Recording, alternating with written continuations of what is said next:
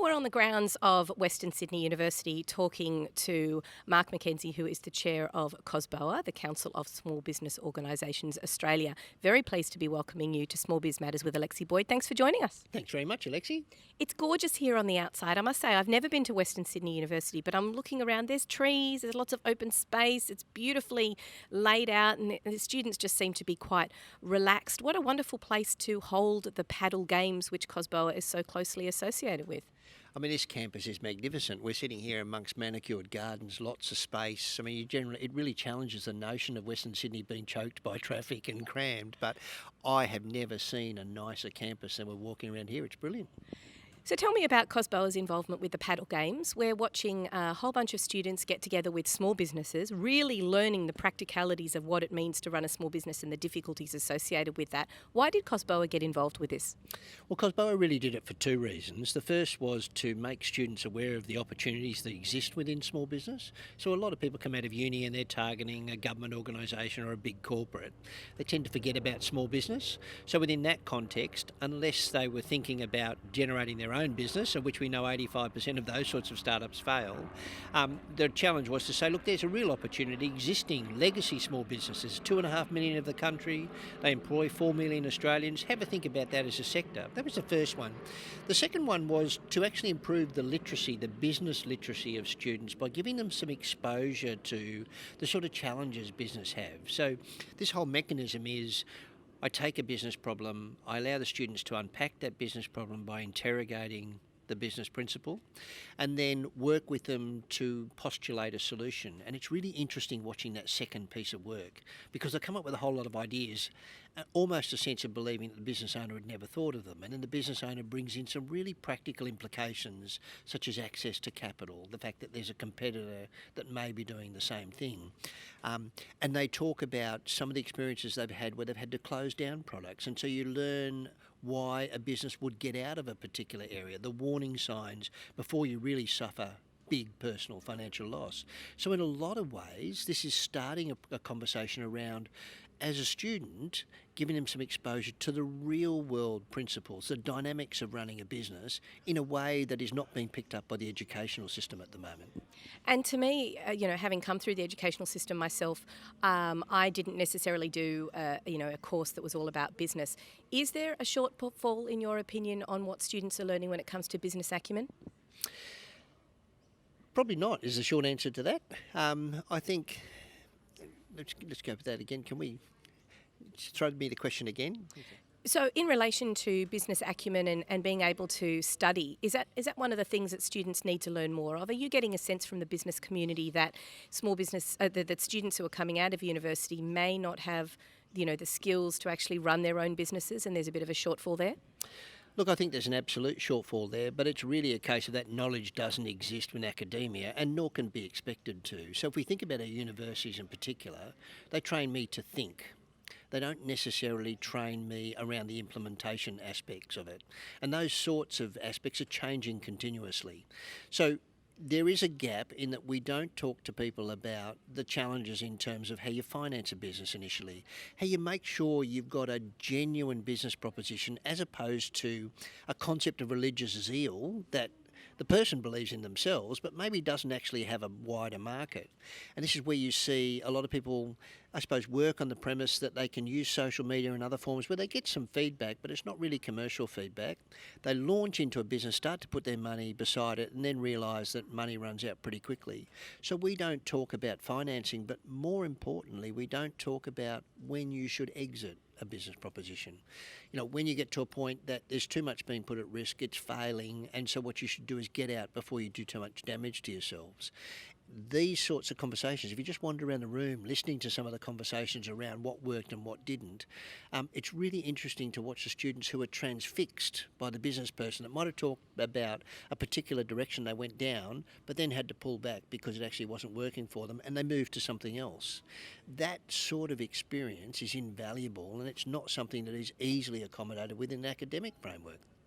One of the ways that I guess business experience can be learned is through the possibility of having interns into companies. Now, I think small business is a little bit nervous about taking on interns because of the fair work implications, not really understanding what they should pay them. They're not a fully fledged employee because they haven't got the experience or the understanding, and yet you still want to give them the opportunity to be exposed to how you run your business.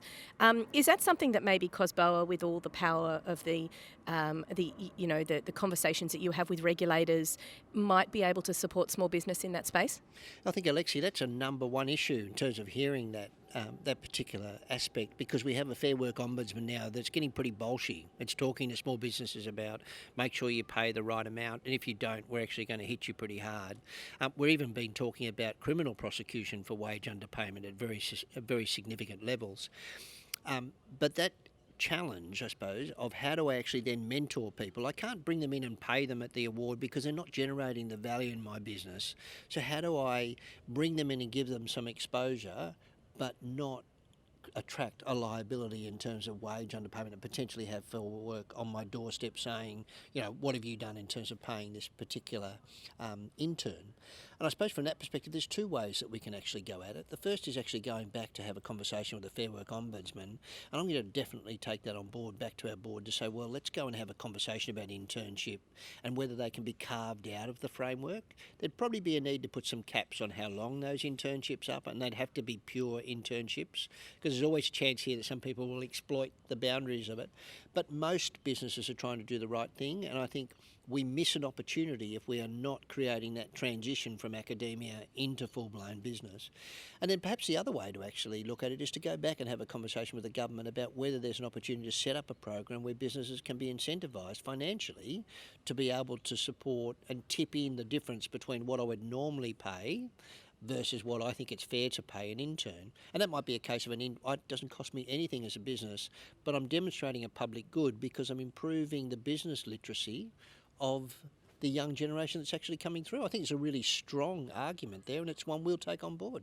Well, it's actually really great to hear that from you, because I think this is exactly the sort of platform in which we need to have these conversations. We've got students in the room, we've got businesses in the room, we've got facilitators, we've got the backing of a large business like Westpac and Paddle who are supporting these sort of games. Would you like to see more of these games rolled out across more tertiary institutions? Oh, absolutely. I think we're here with Western Sydney University because we're in, I suppose, the third biggest economic zone in the country. So that area sort of west of Bankstown through to the mountains is now the third biggest, generates $100 billion of economic output, which is 8% of GDP. It's going to absorb 2/3 of the growth of the Greater Sydney region over the next 25 years and is home to 1 in 11 Australians. So when you look at that, there's a very strong case for doing it here.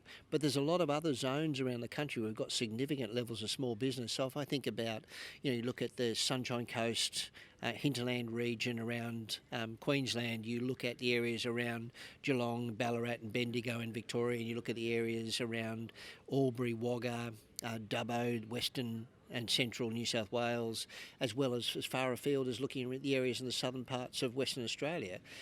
There's a huge opportunity for this sort of concept to expand its reach, and it's something that we'll do, but there's always the practicality of having enough time and enough energy to do this. Our hope is that we get enough businesses through the partnership we've done with the National Innovation Games with the federal government to actually seed that concept elsewhere and start a bushfire, if you like, in terms of conversation between students and businesses. If we were really fair dinkum about it, I mean, there is almost a generational divide that's actually set. I'm sitting here with a little bit of grey hair in my mid-50s, having run a small business. We tend to look at the younger generation and say, well, they spend a lot of time on their mobile phones. I don't really quite understand them, but they bring skills that would allow me to transition my business in this digital economy, to change the face, to improve its digital presence. And part of what we're doing here is really to break this cultural divide where each side is really suspicious of the other. Students don't really understand small business. They don't understand the opportunities that are there. And as business people with legacy businesses, we've been in a family business for a long time, we're sort of at a sense of saying, well, they're playing the digital world. It's not the real game of exchanging goods and services. What these sorts of events do is to break that down. There's a conversation that's had, and usually that stimulates, or it's a catalyst for further conversations. So our hope would really be to set up a series of ambassadors from these games that go back into the regional areas they operate and continue the conversation long after the the Innovation Games Roadshow has moved on. Well, it sounds absolutely fantastic. I'm really excited about seeing this become bigger and better, and it's a great starting point. So thank you to COSBOA and to yourself for being here and supporting small business and the communication and the conversation that we have with our students and our future small businesses in Australia. Thanks, Alexi. It's been a real pleasure to be on your show. Thanks, Mark. You've been listening to Small Biz Matters with Alexi Boyd live at the Paddle Games here at the Western Sydney University. We'll be back with another guest after this.